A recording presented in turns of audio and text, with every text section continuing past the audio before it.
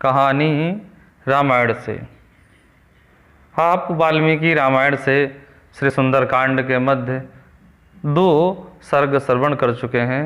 तृतीय सर्ग में हम और आप प्रवेश करते हैं।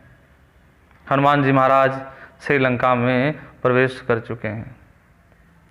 लंकापुरी का अवलोकन करके हनुमान जी का विस्मित होना, उसमें प्रवेश करते समय निशाचरी लंका का उन्हें रोकना और उनकी मार से विह्वल होकर पुरी में प्रवेश करने की अनुमति देना।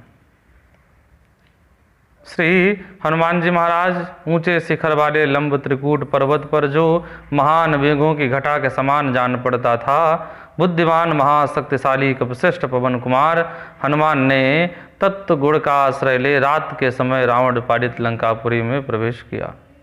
वह नगरी सुरम्य वन और जलाशयों से सुशोभित थी। शरद काल के बादलों की भांति श्वेत कांति वाले सुंदर भवन उसकी शोभा बढ़ाते थे। समुद्र की गर्जना के समान गंभीर शब्द होता रहता था। सागर की लहरों को छूकर बहने वाली वायु इस पुरी की सेवा करती थी। वह अलकापुरी के समान शक्तिशालिनी सेनाओं से सुरक्षित इस पुरी के सुंदर फाटकों पर मतवाले हाथी शोभा पाते थे। उस पुरी के अंतर्द्वार और बहिर्द्वार दोनों ही श्वेत कांति से सुशोभित थे। उस नगरी की रक्षा के लिए बड़े बड़े सर्पों का संरक्षण अर्थात कि आना जाना होता रहता था। इसलिए उस नागों से सुरक्षित सुंदर भोगवती पुरी के समान जान पड़ती थी। अमरावती पुरी के समान वहाँ आवश्यकता के अनुसार बिजलियों सहित मेघ छाए रहते थे। ग्रहों और नक्षत्रों के सदृश विद्युत दीपों के प्रकाश से वह पुरी प्रकाशित होती रहती थी। प्रचंड वायु की ध्वनि वहाँ सदा होती रहती थी। सोने के बने हुए विशाल फाटकों से घिरी हुई लंकापुरी क्षुद्र घंटिकाओं की झनकार से युक्त पताकाओं द्वारा अलंकृत थी। उस पुरी के समीप पहुंचकर हर्ष और उत्साह से भरे हुए हनुमान जी सहसा उछलकर उसके परकोटे पर चढ़ गए। वहाँ सब ओर से लंकापुरी का अवलोकन करके हनुमान जी का चित्त आश्चर्यचकित हो गया। स्वर्ण के इस बने हुए द्वारों से उस नगरी की अपूर्व शोभा हो रही थी। उन सभी द्वारों पर नीलम के चबूतरे बने हुए थे। वे सब द्वार हीरो, स्फटिकों और मोतियों से जड़े हुए थे। मणिमयी फरसें उनकी शोभा बढ़ा रही थीं। उनके दोनों ओर तपाए स्वर्ण के बने हुए हाथी शोभा पा रहे हैं। कितना दिव्य होगा जहाँ सोने के हाथी विराजमान होंगे।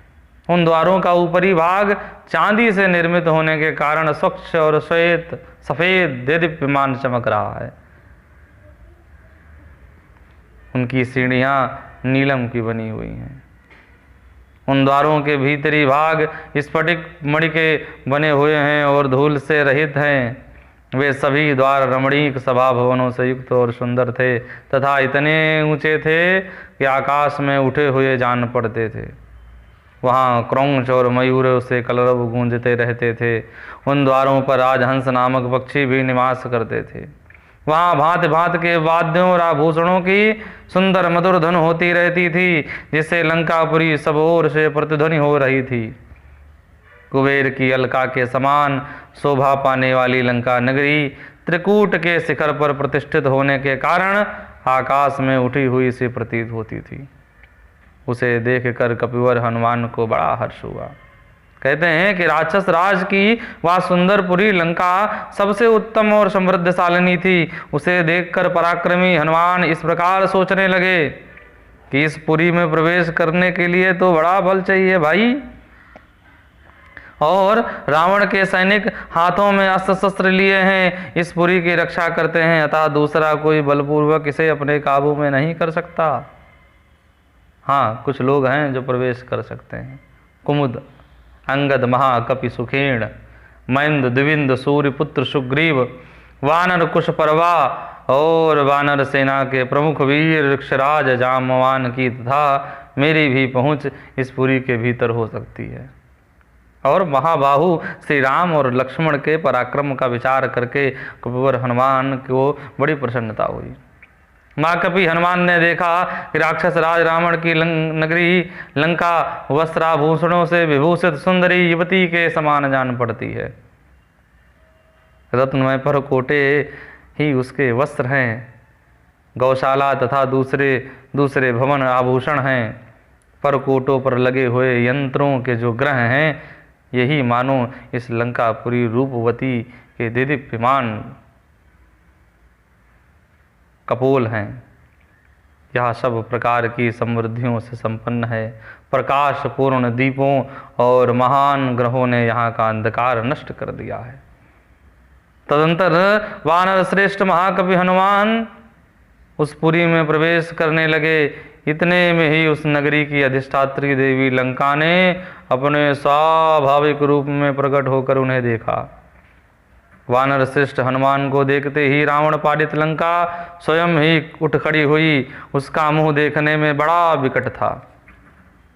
वह उन वीर पवन कुमार के सामने खड़ी हो गई और बड़े जोर से गर्जना करती हुई उनसे इस प्रकार बोली, हे वनचारी, तुम कौन हो और किस कार्य से यहाँ आए हो? तुम्हारे प्राण तब तक हैं जब तक कि तुम यह नहीं बता देते कि यहाँ क्यों आए हो। वानर रावण की सेना सब ओर से इस पुरी की रक्षा करती है, अतः निश्चय ही तू इस लंका में प्रवेश नहीं कर सकता। वीरवर हनुमान अपने सामने खड़ी हुई लंका से बोले, क्रूर स्वभाव वाली नारी, तू मुझको जो कुछ पूछ रही है वह ठीक ठीक बता दूंगा, किंतु पहले यह तो बता कि तू है कौन? तेरी आंखें बड़ी भयंकर हैं, तो इस नगर के द्वार पर खड़ी है। आखिर क्या कारण है कि तू इस प्रकार क्रोध करके मुझे डांट रही है? हनुमान जी की बात सुनकर इच्छा अनुसार रूप धारण करने वाली लंका कुपित हो करके पवन कुमार से कठोर वचनों में बोली कि हे महामना राक्षस राज, रावण की आज्ञा की प्रतीक्षा करने वाली उनकी सेविका हूँ। मुझ पर आक्रमण करना किसी के लिए भी अत्यंत कठिन है और मैं इस नगरी की रक्षा करती हूँ। मेरी अवहेलना करके इस पुरी में प्रवेश करना किसी के लिए भी संभव नहीं है। आज मेरे हाथ से मारा जाकर तो प्राणहीन हूँ इस पृथ्वी पर शयन करेगा। वानर, मैं स्वयं ही लंका नगरी हूँ, अतः सब ओर से इसकी रक्षा करती हूँ। यही कारण है कि मैंने तेरे प्रति कठोर वाणी का प्रयोग किया है। लंका की यह बात सुनकर पवन कुमार कपिश्रेष्ठ हनुमान उसे जीतने के लिए यत्नशील हो दूसरे पर्वत के समान वहां खड़े हो गए। लंका को विकराल राक्षसी के रूप में देखकर बुद्धिमान वानर शिरोमणि शक्तिशाली कपिश्रेष्ठ हनुमान ने उससे इस प्रकार कहा, मैं अट्टालिकाओं, परकोटों और नगर द्वारों सहित इस लंका नगरी को देखूंगा। इसी प्रयोजन से यहाँ आया हूँ। इसे देखने के लिए मेरे मन में बड़ा कौतूहल है। इस लंका के जो वन, उपवन, कानन और मुख्य भवन हैं, उन्हें देखने के लिए ही यहाँ मेरा आगमन हुआ है। हनुमान जी का यह कथन सुनकर इच्छा अनुसार रूप धारण करने वाली लंका पुनः कठोर वचन में बोली, हे खोटी बुद्धि वाले नीच वानर, राक्षसेश्वर रावण के द्वारा मेरी रक्षा हो रही है।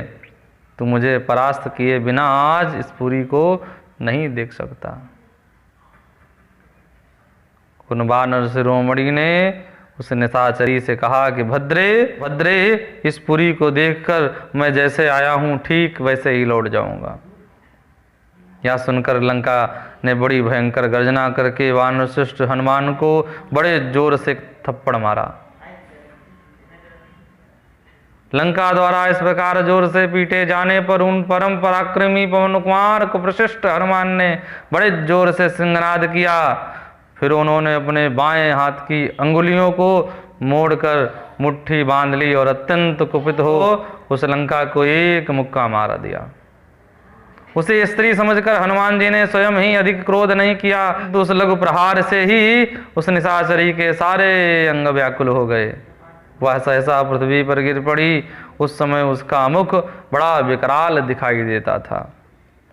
अपने ही द्वारा गिराई गई उस लंका की ओर देखकर और उसे स्त्री समझकर तेजस्वी वीर हनुमान को उस पर दया आ गई। उन्होंने उस पर बड़ी कृपा की। उधर अत्यंत उद्विग्न हुई लंका उन वानर वीर हनुमान से अभिमान शून्य गदगद वाणी से इस प्रकार बोली कि हे महाबाहो, प्रसन्न होइए कपशिष्ट, मेरी रक्षा कीजिए। सौम्य महाबली सत्य गुणसारी वीर पुरुष शास्त्र की मर्यादा पर स्थिर रहते हैं। शास्त्र में स्त्रियों को अवध्य बताया गया है, इसलिए आप मेरे प्राण नहीं ले सकते। महाबली वीर वानर, मैं स्वयं लंका ही हूँ। आपने अपने पराक्रम से मुझे परास्त कर दिया है। हे वानरेश्वर, आपसे एक सच्ची बात कहती हूँ, आप इसे सुनिए। साक्षात स्वयंभू ब्रह्मा ने मुझे जैसा वरदान दिया था वह बता रही हूँ। उन्होंने कहा था, जब कोई वानर तुझे अपने पराक्रम से वश में कर ले, तब तुझे यह समझ लेना चाहिए कि अब राक्षसों पर बड़ा भारी भयानक प्रकोप आने वाला है। सौम्य, आपका दर्शन पाकर आज मेरे सामने वहीं घड़ी आ गई है। ब्रह्मा ने जिस सत्य का निश्चय कर दिया था उसमें कोई उलटफेर नहीं हो सकता। अब सीता के कारण दुरात्मा राजा रावण तथा समस्त राक्षसों के विनाश का समय आ पहुंचा है। हे कपश्रेष्ठ, अतः आप इस रावण पालित लंकापुरी में प्रवेश कीजिए और यहाँ जो जो कार्य करना चाहते हो उन सब को पूर्ण कीजिए। वानरेश्वर राक्षस राज रावण के द्वारा पालित यह सुंदरपुरी अभिशाप से नष्ट प्राय हो चुकी है, अतः इसमें प्रवेश करके आप स्वेच्छा अनुसार सुख पूर्वक सर्वत्र सती साध्वी जनक नंदिनी सीता की खोज कीजिए। सीता की खोज श्री हनुमान जी महाराज प्रारंभ यहाँ से करेंगे। इस प्रकार श्री वाल्मीकि निर्मित आर्ष रामायण आदि काव्य के सुंदर कांड में तृतीय सर्ग पूर्ण होता है।